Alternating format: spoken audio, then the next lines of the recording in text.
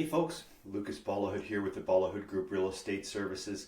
Thanks so much for tuning in to our December housing market report here in Durham region. And we saw some really interesting observations this month, not necessarily positive on a month over month analysis, but we compare December of 2025 to December of 2024. We're going to see some very interesting observations that might leave some little hints into the market for 2026 as we begin the year here in January. So let's dive into some of those numbers. Now, as we look at what occurred month over month, inventory, tightened up a little bit. We dropped from 3.5 months of inventory to 3.1 months of inventory, but actually comparing year over year, months of inventory is bang on exactly the same at 3.1 months each. So now that still is a seller's market, but is a softer one as well, as we were spent most of Q3 into Q4 in that balanced market territory, around 4 months of inventory. We saw a reduction in inventory in December, and that actually caused a very slight increase to the average sale price, up from 840,000 to 844. Now, the thing that I want to talk about from a year-over-year comparison is in terms of both the economical environments we were in 2024, and then compare that to today, and how that compared and contrasts from an activity standpoint, because we saw some nice increases in buyer engagement this past month compared to the same time in 2024. So let's break down a couple of these numbers for you here quickly. In 2024 December, unemployment was at 6.7%. Today, it's at 6.8%. Inflation was at 1.8% in December of 24. Today, it's at 2.2%. So it's a little bit above target at 2%.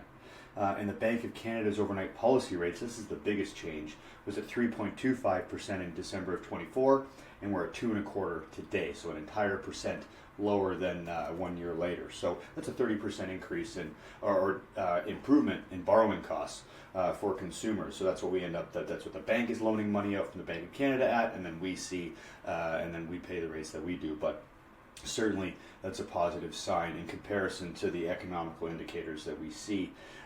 So obviously, there's been some big changes, and not to get into the political world, but obviously a lot of what happened in 2025, when many people in our industry were expecting it to be a very active year in real estate, we saw some of the things that were distracting us in the news here have really shaken consumer confidence over the last 12 months, and we saw a reduction in activity year over year compared to, as a whole, compared to 2024. And I'll just say very quickly, there were over 9,000 sales in 2024.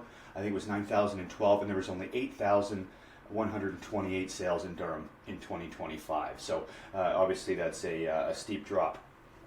So, and again, jumping back to how did December of 25 do compared to 24?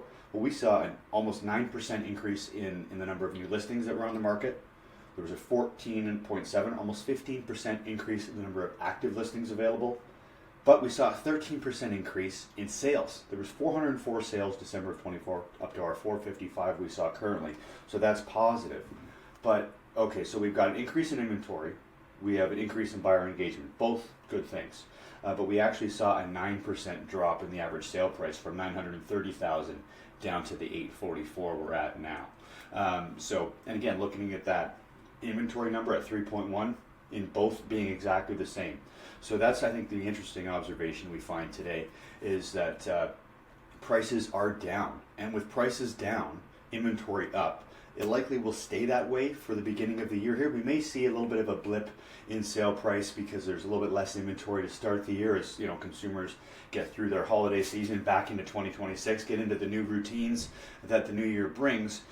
We may find more inventory hitting the market here towards the end of January and into February, and things start to heat up. I'll say too, the last couple of years we haven't really had much of a spring market. It hit pretty much right away when the calendar turned. January, February were very active years in our business. So some interesting things to look forward to here in 2026. So overall, though, I think we're in a pretty healthy spot here in Durham. Inventory is available for buyers. We're going to see more buyers into the market hopefully this year.